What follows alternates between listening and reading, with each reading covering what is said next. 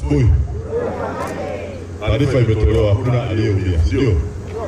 Kwa kwanza nawapongeza kwa kuwahi, na pili kwa kushiriki kwenye mazoezi haya.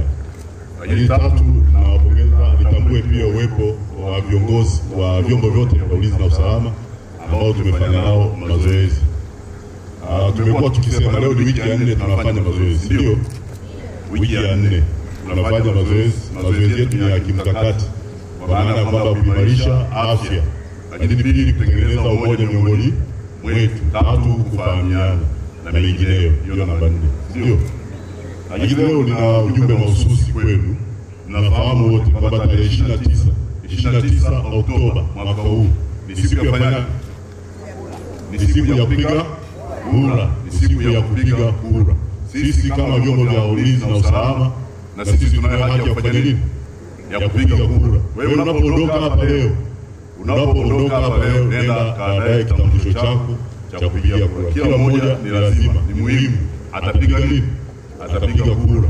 Atapiga kura sehemu ile ambayo atakuwa anafanyia kazi kama alivyojiandikisha, au maelekezo yatatolewa na viongozi wa vyombo husika. Unaelewana? Kwa hiyo tunalo jukumu kuhakikisha kwamba tunakwenda kupiga kura kuwachagua rais, wabunge pamoja na madiwani. Sisi tumepewa jukumu. Sheria namba 1 ya mwaka 2024 ya Tume Huru ya Uchaguzi, kifungu cha 162 kinatoa wajibu kwa serikali kusimamia ulinzi na usalama. Kusimamia nini? Ulinzi na usalama. Lakini kimetoa yale majukumu kutoka kwenye sheria ya polisi, sheria ya ukurasa namba 322 kifungu cha 5. Yametajwa majukumu kama 5 pale ya kwetu sisi vyombo vya ulinzi na usalama. Ni detection and prevention of crimes, ndio?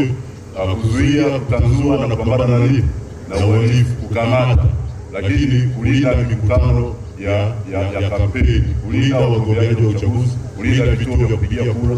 Imeelezwa kwenye kifungu 162. Ukisoma pamoja na kanuni zake, kanuni ya 3 ndogo ya kwanza inatueleza majukumu yale ya kulinda na kusimamia jukumu la uchaguzi iweze kufanyika kwa usalama. Kwa hiyo sisi vyombo vya usalama tunalo jukumu la kuhakikisha kwamba kunakuwa na mazingira ambayo ni salama mpaka kufikia uchaguzi. Tunafahamu kwamba kumekuwa na tishio kwamba uchaguzi itakwenda kurudi. Lile zoezi la uchaguzi liko kwa mujibu wa sheria, liko kikatiba. Katiba ya Jamhuri ya Muungano wa Tanzania inasema kwamba kila baada ya miaka 5 kutakuwa na uchaguzi. Zipo exceptions, lakini ni general rule kwamba lazima kuwe na uchaguzi kila baada ya miaka 5. Kwa hiyo katiba haijabadilishwa, katiba iko pale. Na sisi tumeapa, tumekula kiapo cha kulinda katiba na sheria zingine zote za nchi, ndio? Kwa hiyo basi niseme kwamba yeyote yule ambaye atajaribu kutaka kuvuruga hii amani au kuleta mazingira ya kufanya vurugu, sisi tunao jukumu, tunao wajibu wa kuchukulia hatua ngumu, hatua za kisheria, ndio?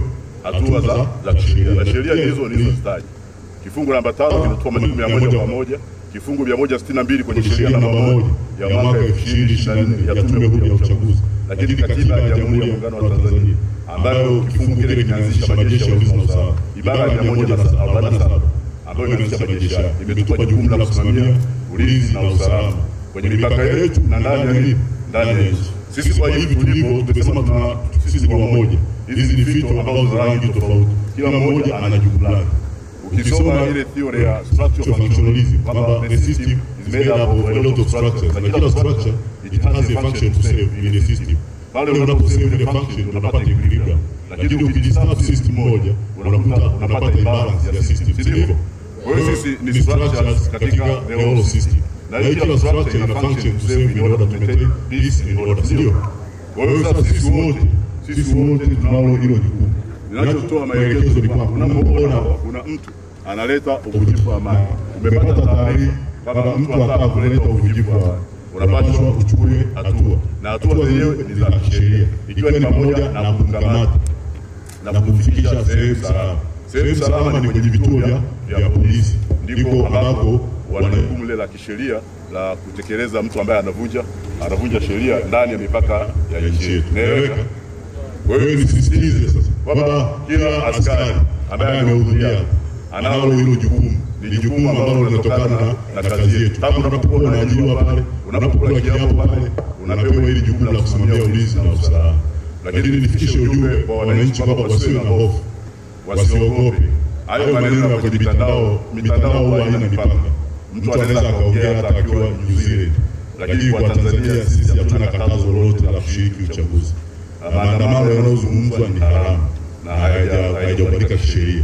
Na sisi ndio wenye wajibu wa kusimamia ulinzi na usalama. Kwa hiyo wajitokeze kwa wingi kwenye vituo vile walivyojiandikisha. Tutakuwa na ulinzi wa kutosha, tutakuwa na doria za kutosha na vituo vile vitalii. Kwenye vituo vya kupigia kura, sisi kama askari jukumu letu kubwa kwanza ni kuhakikisha usalama wa vifaa vyote vya uchaguzi kwenye eneo lile, ndio. Lakini tunao jukumu la pili kusaidia watu wenye wale makundi maalum, ndio. Walemavu, mama wajawazito, wazee, wasaidia kwa msaada, wapewe kipaumbele kwenye kupiga kura. Lakini wengine wanao wajibu wa kufuata mstari na kupiga kura. Baada ya kupiga kura, sheria inawataka waondoke. Ile sheria ya Tume Huru ya Uchaguzi wanaambiwa wakae mita 300 kuendelea, na hawaruhusiwi kuvaa nguo zao za vyama vya siasa, hawataruhusiwa wala kufanya mikutano. Ile mikutano mwisho wake, mikutano ya kampeni mwisho wake kwa Tanzania bara ni tarehe 28 mwezi wa 10. Tanzania visiwani kule tarehe 27 mwezi wa 10. Kwa hiyo mikutano mingine yote itafanyika kwa kibali cha polisi. Ndio maana tunasema tuna confidence kwamba tarehe 29 sisi hatujatoa kibali kingine chochote zaidi ya kufanyika kwa uchaguzi wa kuwachagua rais, wabunge na madiwani. Mmenielewa? Kwa hiyo tumefanya mazoezi haya kwa ajili ya zoezi kama hili kusimamia. Itakuwa ni zoezi kubwa ambalo litachukua muda mrefu, almost siku 3. Japo upigaji wa kura ni tarehe 29, lakini kazi zetu tumeshazianza mpaka sasa hivi. Sasa hivi tunao wajibu wa kufanya doria kwenye maeneo yetu. Lakini naishukuru serikali ya awamu ya 6 kama mnavyoona. Tumepokea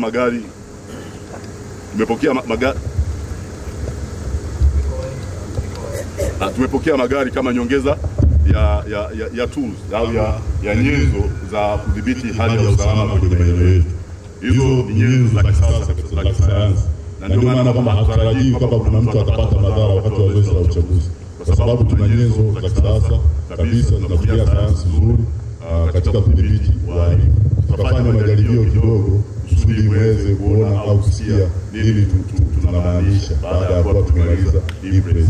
Lakini tuna vyombo vingine tunaendelea kupokea, na leo tutapokea vyombo vingine tena zaidi, ikiwa ni ziada kwa ajili ya kuweza kumudu eneo letu, majimbo yote 11 ya mkoa wa Morogoro, lakini na kata 214 tarafa 52 za mkoa wetu wa Morogoro. Kwa hiyo baada ya kusema hayo, ni washukuru sana, na sasa hivi nawaachia kwa dhamana kwenda kufanya maandalizi mengine. Leo ni Ijumaa, siku ya kazi, kwa hiyo tunakwenda kwenye majukumu yetu. Asante sana.